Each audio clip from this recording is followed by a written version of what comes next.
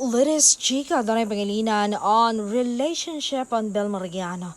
Nag-iba na raw ang layer ng kilig nila nga dalawa after 6 years. Sabi niya, after 6 years, the I love yous are getting more colorful, more meaningful. Nagkakaroon ng ibang layer yung kilig. May ibang layer ng I love you na kayo na.